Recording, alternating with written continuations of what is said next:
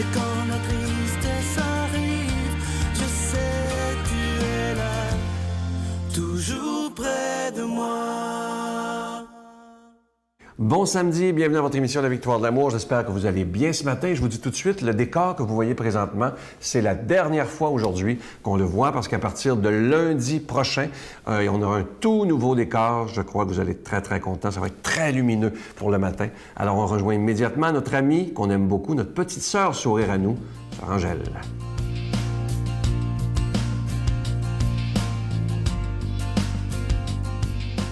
Eh bien, bonjour. Nous sommes toujours au rendez-vous. Je sais que vous êtes là, vous attendez. On a besoin tous les deux de se rencontrer et de se dire « allons de l'avant ». Allons toujours dans cette joie qui nous habite. Et vous voyez, aujourd'hui, on vous met des belles fleurs. Les fleurs qui nous donnent cette lumière, cette joie. Quand vous allez dans votre jardin et vous voyez tout le travail que vous avez fait tout l'été pour arriver à avoir des dahlias, avoir toutes sortes de tournesols, des fleurs que vous aimez, et ça vous donne de la joie. Alors, le dynamisme de la joie. Avec un visage souriant, l'homme double les capacités qu'il possède. Si tu es dans la tristesse, une taupinière est insupportable pour toi. Si tu t'établis dans la joie, tu te sens capable de renverser les montagnes. Mais ça, c'est vrai. J'ai monté une montagne avec des ronces, puis des briques, puis des pics. Puis je me disais, est-ce que je suis capable de monter 500 mètres comme ça, tout droit? Et j'étais là, je me disais, mon bonne Sainte Vierge, aide-moi à monter. Je voulais apporter toute la souffrance que vous avez chacun. Et je voulais la monter. Et j'ai monté jusqu'à haut. Mais j'ai dit, mais il faut descendre. C'est là que c'est plus difficile. C'est pas du fois à monter, c'est redescendre à travers ça. Alors, vous comprenez que parfois, la joie, elle n'est pas toujours facile, elle est inquiétante, mais il faut la garder en soi. La joie, c'est quelque chose qu'on peut posséder, quelque chose qu'il faut nourrir, quelque chose qu'il faut amalgamé, comme maman qui fait sa pâte à pain, et puis que tu vois le pain se lever dans le four. C'est moi qui a fait ça. C'est ça, être toujours émerveillé de ce que vous accomplissez. Des fois, il n'y a pas personne qui te dit « t'as donc bien fait, ben oui », mais tu restes un peu négatif face à ça. Alors, tandis que si vous regardez d'un œil joyeux, c'est drôle tout ce qu'on voit. Des fois, je regarde des personnes, ils passent, et je dis « Avez-vous vu les belles fleurs? » « Où ça? » Ben voilà, on voit avec les yeux du cœur. Alors aujourd'hui, je vous dis, regardez avec les yeux du cœur et gardez votre joie du cœur. Notre Père qui es aux cieux, que ton nom soit sanctifié, que ton règne vienne, que ta volonté soit faite sur la terre comme au ciel. Donne-nous aujourd'hui notre pain de ce jour. Pardonne-nous nos offenses comme nous pardonnons à ceux qui nous ont offensés. Ne nous laisse pas entrer en tentation, mais délivre-nous du mal, car c'est à toi qu'appartient le règne, la puissance et la gloire pour les siècles des siècles. Amen. Donne-moi rendez-vous dans l'éternité, qu'il faut croire toujours en toi.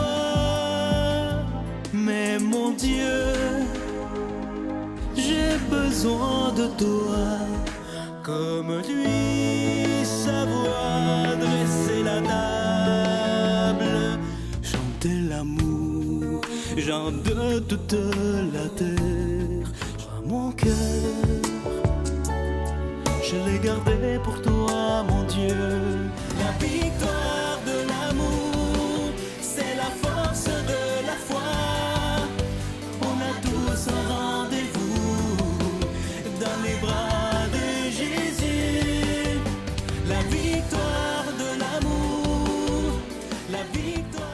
suis tellement content de vous parler de ce nouveau cadeau du mois, une belle exclusivité de la Victoire de l'amour. Il s'agit, c'est vraiment original, vous allez voir, du bracelet chapelet. Il est en bois d'olivier, il est déjà béni et au bout du bracelet, d'un côté, vous avez une petite croix ornée de zircon et de l'autre côté, la clé de Saint-Pierre. Et vous allez voir, on peut prier parce que c'est vraiment un chapelet, il y a tous les grains pour prier le chapelet. Et ensuite, on se le met autour du bras et ça fait un magnifique bracelet. Ça se donne vraiment bien en cadeau aux jeunes et aux moins jeunes, aux hommes et aux femmes. C'est vraiment quelque chose que je trouve vraiment, vraiment original. Et je vais vous dire rapidement ce que signifie le bois d'olivier. C'est tellement symbolique pour la vie spirituelle. Ça nous donne les symboles suivants, pardon. Longévité, espérance, la paix, réconciliation, victoire, force et fidélité. Je vous rappelle que c'est avec un don de 25 $. Et si vous en voulez deux, parce que ça se donne vraiment bien en cadeau, c'est un don de 40 $. Je vous remercie de tout cœur. Vous savez que si on doit parler d'argent dans cette émission, c'est qu'on doit payer pour être à la télévision, que ce soit pour la production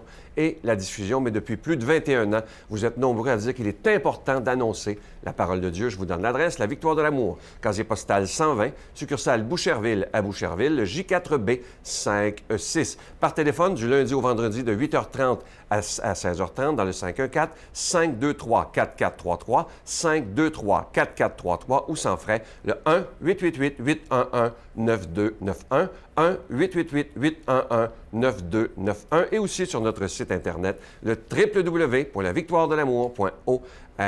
Merci de tout cœur de votre grande générosité. Merci aussi de la chose la plus importante, votre prière soutenue.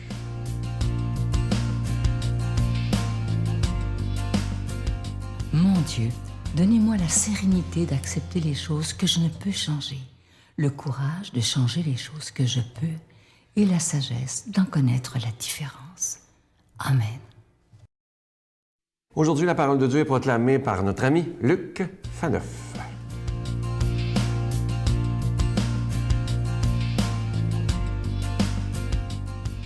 Bonjour, merci d'être là pour la méditation de la parole de Dieu. Peut-être la chose, évidemment, avec l'amour, mais ça, c'est de l'amour de Dieu. Donc, je dirais que c'est la chose la plus importante que l'on fait. Donc, se mettre à l'écoute de cette lettre d'amour. On dit que la Bible est une lettre d'amour que Dieu a écrite pour les êtres humains. Alors, écoutons en particulier Jésus qui est le Fils du Père, et ce qu'il a à nous dire aujourd'hui. Donc, demandons à l'Esprit Saint de venir habiter nos cœurs, nos esprits, toute notre personne, afin de recevoir cette parole de Dieu et qu'elle porte du fruit en nous. Un jour de sabbat, Jésus traversait des champs de blé.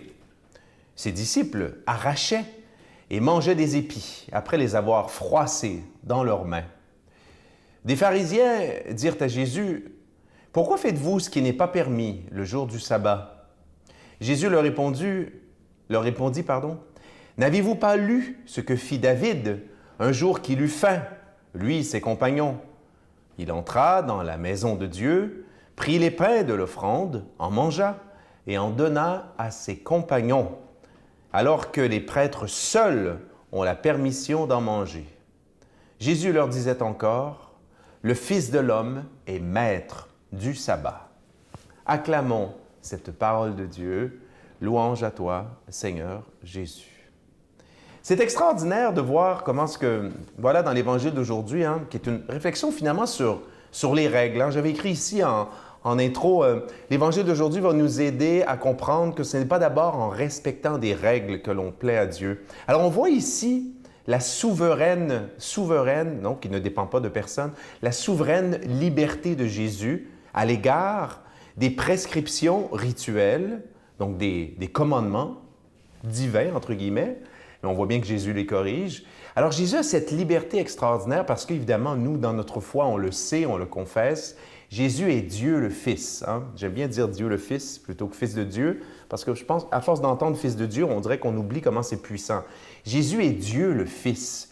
Donc s'il y en a un qui peut abroger ou interpréter les commandements divins, n'est-ce pas? C'est bien Dieu le Fils. C'est bien donc celui qui est supposé en être l'auteur. Donc il faut comprendre que dans la religion juive de l'époque, et encore aujourd'hui, une religion, ça vient toujours avec des règles, ça vient toujours avec des commandements. Et il faut comprendre l'esprit de ces commandements-là, parce qu'avant la lettre, ce qui est écrit vraiment mot à mot, Il y a l'esprit, le sens qu'on voulait donner à ces commandements-là. Et c'est là qu'il va y avoir un problème. Bon, qu'il y ait des commandements dans une religion, tout le monde va s'entendre pour dire que, d'accord, si, c'est normal. Dieu se révèle à nous dans une religion. Dieu nous dit, ben voilà qui je suis.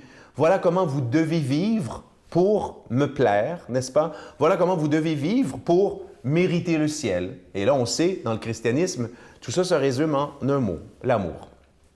Donc, qu'il y ait des règles, des commandements, vous êtes d'accord, je suis d'accord, on est tous d'accord. On ne peut pas faire n'importe quoi. On ne peut pas dire « j'aime Dieu » puis aller assassiner des gens en disant « ça fait plaisir à Dieu ». Il y en a qui le pensent, là, mais on sait ils sont fous dans la tête. Donc, le problème, c'est quand, comme les Juifs de l'époque, et Jésus va les attaquer maintes et maintes fois dans sa vie publique. Puis à la limite, je pense que si Jésus était ici aujourd'hui, il pointerait du doigt, peut-être avec un sourire, mais il pointerait du doigt certains ecclésiastiques. Le problème, c'est quand les règles deviennent une fin en soi, quand les règles deviennent plus importantes que le sens qu'il y a derrière. Puis le sens qu'il y a derrière, je le répète, c'est toujours l'amour de Dieu et le prochain. On ramène tout au premier commandement. Et là, on en arrive à des absurdités, des fois, dans des règles, comme Jésus l'a vécu à cette époque, où le troisième commandement, c'est le respect du sabbat. Donc, pendant le sabbat, encore aujourd'hui, chez les Juifs pieux, les racidimes, tu n'as pas le droit de rien faire. Sinon, vivre en famille, la Torah et tout le reste, là, célébrer. Mais là, déjà, ça s'était vu à l'époque. On meurt de faim, qu'est-ce qu'on fait? Bon, on meurt de faim, on a vraiment faim. Mais on n'a pas le droit de toucher aux épis, on n'a pas le droit de toucher aux hosties, pas les hosties, mais les pains de l'offrande. Mais on meurt de faim. Jésus dit, attends, servez-vous du gros bon sens, là. C'est l'amour. Tout doit être évalué à l'aune de l'amour. C'est l'amour qui est la valeur centrale.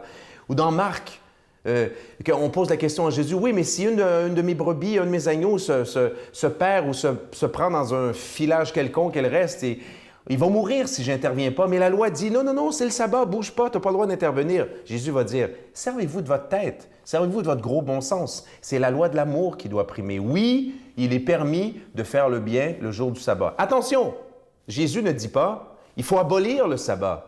Laissons de côté la journée de repos, c'est pas important. Le dimanche ou le samedi pour les Juifs, c'est une journée comme les autres. Non. Jésus ne dit pas ça. Jésus dit, attention, ne perdez jamais le sens profond des règles. Dans la révélation chrétienne, tout se mesure à l'amour. Autrement dit, oui, le jour, du dimanche, c'est un jour qui est saint. On est invité à aller à l'Église à célébrer les merveilles du Père et du Fils et du Saint-Esprit. Amen. Mais si à un moment donné, par exemple, tu dois ou tu peux faire une très bonne action qui t'empêche d'aller à la messe, hey, viens pas fou. C'est l'amour qui compte. C'est l'amour et toujours l'amour qui compte.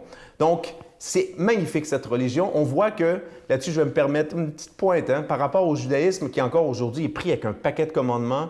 Dans le christianisme, on a cette liberté extraordinaire, une liberté pour l'amour de Dieu et de nos frères. Demandons à ce Dieu précisément, lui qui est Père, Fils et Saint-Esprit, de nous bénir. Bonne journée. Je vous salue Marie, pleine de grâce. Le Seigneur est avec vous. Vous êtes bénie entre toutes les femmes, et Jésus, le fruit de vos entrailles, est béni. Sainte Marie, Mère de Dieu, priez pour nous pauvres pécheurs, maintenant et à l'heure de notre mort. Amen. Vous pourrez donc commander ce magnifique cadeau du mois d'une originalité extraordinaire. Vous allez voir à l'écran une deuxième fois. Il s'agit de ce bracelet-chapelet ou chapelet-bracelet. C'est d'une originalité, j'en reviens pas moi-même, et c'est en bois d'olivier et il est déjà béni. Ça se donne vraiment bien en cadeau. Je vous souhaite la plus belle des journées et je vous dis à demain. Bye! J'étais conscient aussi assez rapidement que c'était malsain et que ça me nuisait. Et ça, je crois que c'est une des grandes justices sur la Terre au niveau de la consommation, c'est qu'il n'y a aucune substance que tu peux consommer et t'en sortir indemne. Chacune, à sa façon, va t'affecter et t'envoyer les signaux du danger que ça représente.